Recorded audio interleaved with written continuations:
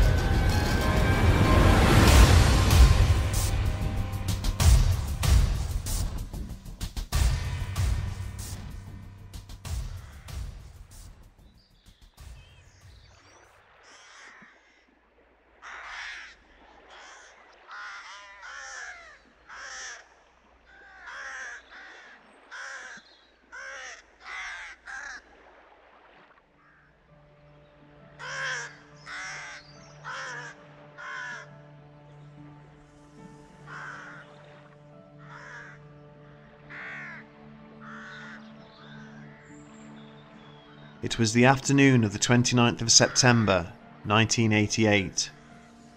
The sun was shining high in the skies over Sao Paulo, bathing the huge sprawling city in a warmth that seemed to endorse the promise of the hot Brazilian summer to come. To the south, the vast surface of the Billings Reservoir shimmered with an inviting serenity, offering a respite from the humid air, an escape from the worries and tedium of life, but belying a risk all too many people are willing to take. For the Billings Reservoir is not as peaceful as it may at first seem. Many deaths have occurred in and around those waters. Not a year goes by without at least one drowning, and it has also been used as a dumping ground for the bodies of many a gangland killing on the streets of Sao Paulo. But every once in a while, another kind of cadaver shows up, one which is not so easy to explain, one which scares the locals more than any other. And so it was on that beautiful spring day back in 1988 that a young boy was walking alone along the banks of the reservoir, holding a sling at his side. He had set out after school that afternoon, with the intention of hunting birds and other small creatures inhabiting the long grass and woodlands surrounding the vast waterways. And he must have thought himself in luck when he spotted a large group of vultures on the opposite bank, not too far from where he was. They were all gathered around what looked like a large animal carcass, but there were too many of them to see what kind of animal it was. Only when he dispersed the birds by catapulting a stone into their midst was the full horror of what lay beneath them revealed. It was the badly mutilated corpse of a human being. He quickly made his way to the nearest village and breathlessly told the residents there what he had seen. The police were called, and a fire truck and 2 officers from the Santo Amaro Police Department arrived on the scene shortly afterwards. After a quick assessment, they all agreed that the situation was beyond any of them, and by late afternoon, the area had been cordoned off and was crawling with police officers and medical personnel. As many rumours circulated over the next few hours, and as much as people in the surrounding villages talked about the discovery amongst themselves, nothing was reported on the news or in the tabloids that evening. The body and the investigators attending the scene quietly slipped away sometime during the night, and the next morning, all that remained at the location were discarded strands of police tape scattered here and there, and signs that the long grass on the banks of the reservoir had been trampled by many pairs of shoes. Nothing was heard of the case again, and slowly but surely the incident began to slip from the minds of the locals and pass inexorably into legend. And that's how it would have remained, possibly forevermore, if not for a twist of fate 6 years later in 1994. The coroner's report and accompanying photographs were somehow leaked to the press, and low-key reports appeared in various newspapers and publications over the next few weeks. Someone, possibly working in government, had thought this case so disturbing that they had broken their silence and pushed the information out into the public domain. The details regarding the state in which the body was found are not for the faint of heart, and as we will discover, it comes as no surprise that those details had authorities questioning exactly what could have done this to another human being, and whether it was even possible for another person to have inflicted such injuries at all.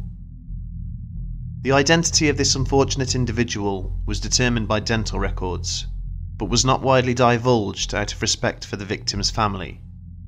All that was known at the time was that he had been subjected to a horrible mutilation, the likes of which had never been seen before, and has never been seen since, at least not in the public sphere.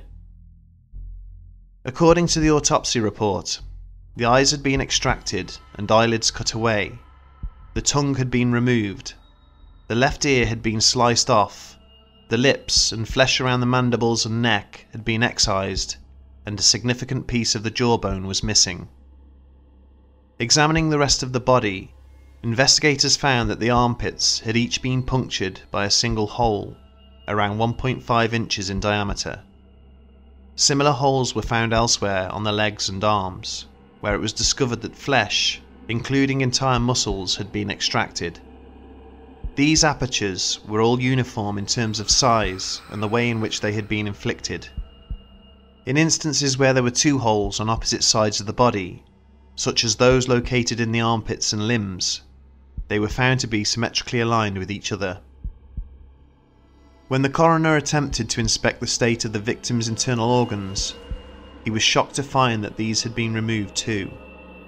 The liver, kidneys, stomach, large and small intestines and pancreas were all missing, and the chest and stomach had shrunk and sunken inwards as a result.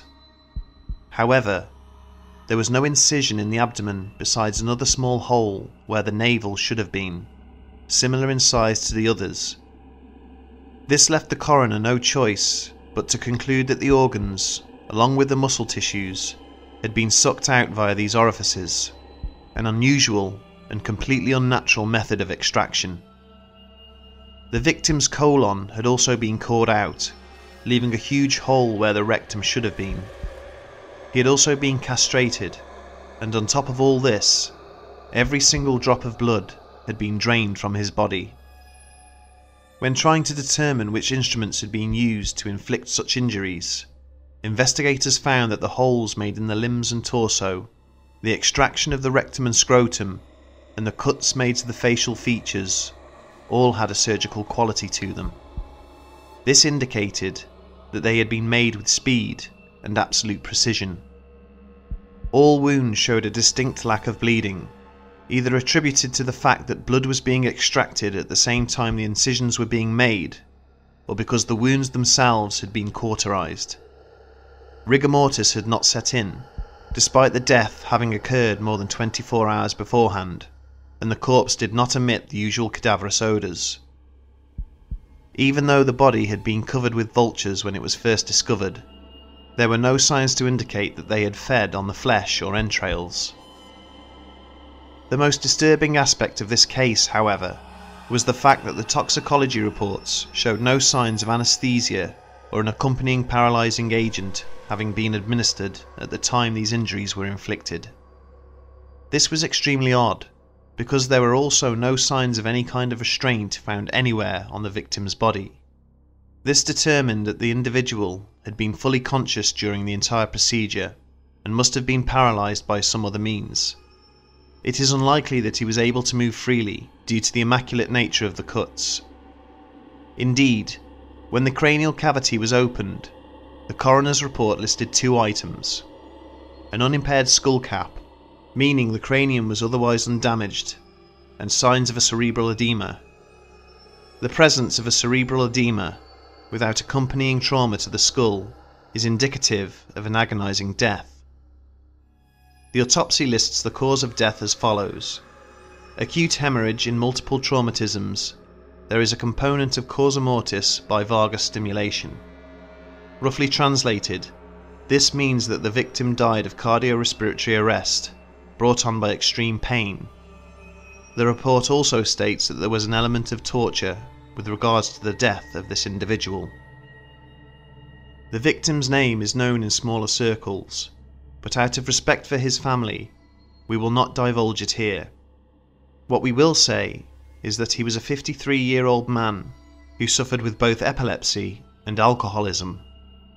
He frequently visited the reservoir to fish, and he had been reported missing 3 days prior to his body being discovered.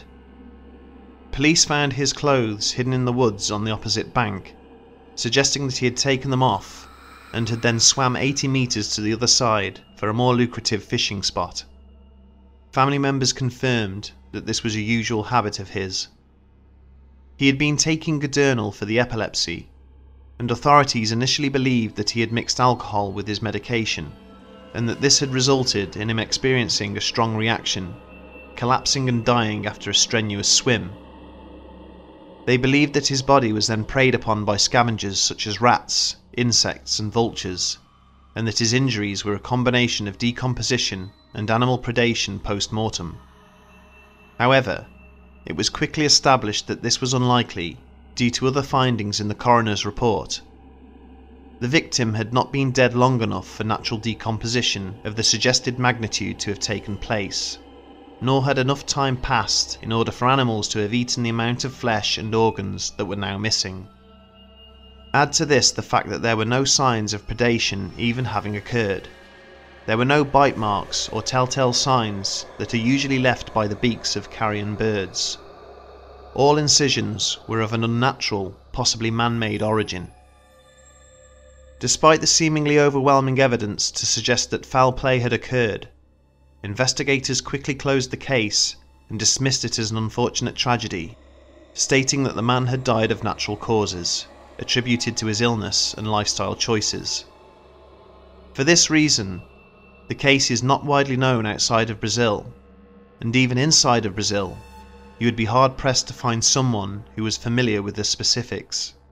Authorities have been accused of covering up the wider details regarding this death, and there is, in fact, evidence to support this claim. The fact that the case only came to light 6 years after the incident via an internal leak speaks volumes about a possible desire to keep it out of the mainstream press. Furthermore, in almost every single article regarding this story, the location the body was found is almost always incorrectly reported as Guarapiranga Reservoir. This is a falsehood. The body was discovered on the banks of the much larger Billings Reservoir, a few miles to the east, and although geographically speaking, the two waterways are close to one another, the body was nowhere near Guarapiranga. This has led many researchers to believe that some of the details were incorrectly reported in order to further throw the public off the scent. But why do this if it was believed to have been a natural death? Why the secrecy to begin with? Theories regarding what happened to this unfortunate individual have been varied to say the least, but ultimately it comes down to just 4 possibilities, 2 of which require an open mind.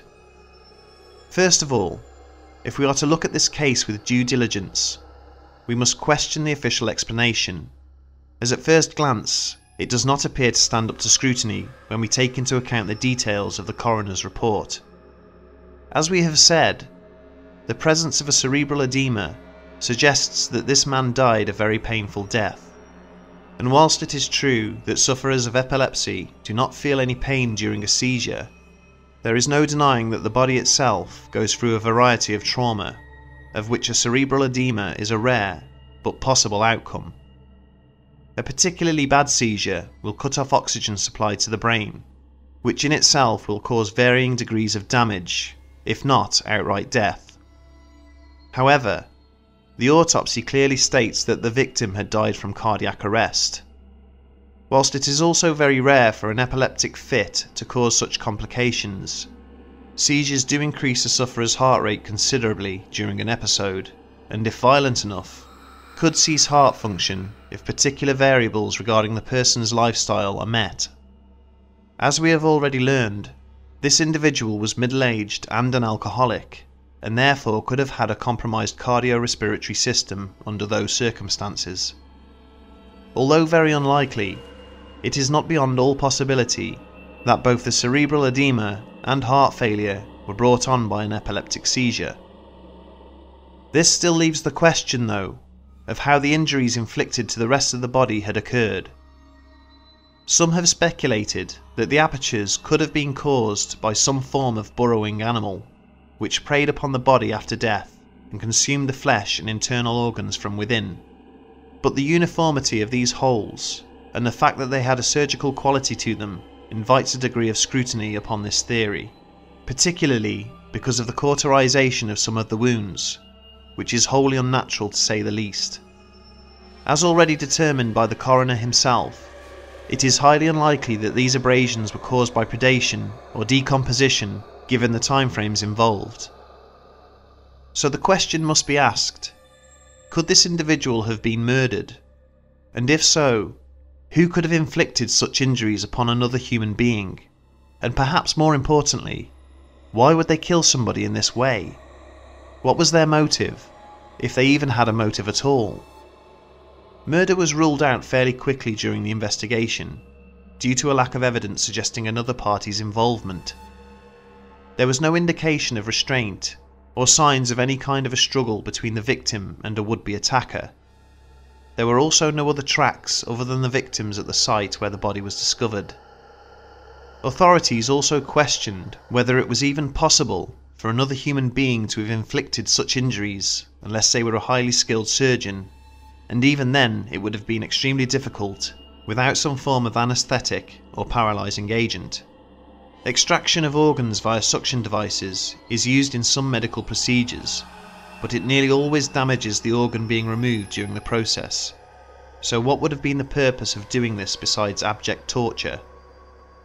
Although it is not an impossibility, homicide by another human being is perhaps even more unlikely than a death by natural causes. So with that in mind, we are either left with the possibility that this was in fact a natural death, where nearly every single variable somehow aligned in an extremely unlikely way to present the image of an extremely unnatural death, or that the death was so unnatural that it begins to enter the realms of the supernatural. There are those who believe that he could have been attacked by an unknown cryptid stalking the woodlands around the reservoirs. Indeed, people from the surrounding villages have reported all sorts of strange goings-on over the years, and this isn't the first or last mutilation to have occurred in the area, but it is certainly the worst. However, it is difficult to attribute this case to local legends when there is little to no evidence to support the existence of such. Elsewhere, similarities have inevitably been drawn between this case and the multitude of animal mutilations recorded all over the world. These mutilations have often been attributed to UFO activity and possible extraterrestrial experimentation on various species of mammals, particularly those of the bovine, ovine and porcine varieties. Indeed, when the coroner was shown images of these animal mutilations in the years following the investigation, he was shocked at how similar the incisions were to those found on the body of this unfortunate individual. In particular, the way in which the eyes and skin around the jawbone had been removed was of a striking resemblance, as were the apertures through which the internal organs had been extracted, all indicative of the same modus operandi. So could extraterrestrials have abducted this man? Could they have subjected him to a swift but extremely brutal procedure in which he lost his life? If so, one would have to question the motives of these beings and express a deep concern over their complete disregard for human life. After all, if we recall the coroner's report, this man was subjected to the most harrowing experience imaginable, having his skin peeled from his face, eyes gouged out, tongue removed, organs sucked from his body, blood completely drained, and both rectum and scrotum cored out and dismembered, all in the same instance, whilst fully conscious, without anaesthetic, and completely paralysed. They clearly had no sympathy or consideration regarding the utter pain and suffering this man went through. They then discarded his remains like trash, with no apparent attempt to hide his body. For that reason, this theory should give anyone pause for thought, and we would be reluctant in considering it a possibility, if not just for the disturbing connotations it puts in one's mind regarding how extraterrestrials might view the human race. This case is now well over a quarter of a century old, and whilst authorities consider the investigation closed, whether or not they believe their official line, it is still very much unsolved in the eyes of many people. And whilst some aspects of this story might seem unbelievable, the details are all there in the coroner's report, and in photographs which are all widely available to the public. The images are far too disturbing to show here. However, a quick search on Google for the Guarapiranga Reservoir mutilation will garner results if you so wish to research this further. But be warned, the images are extremely graphic and unsettling. If you are brave enough, we urge you to look into this case yourself and draw your own conclusions. Our hearts go out to the family of this poor man. May peace be upon his soul.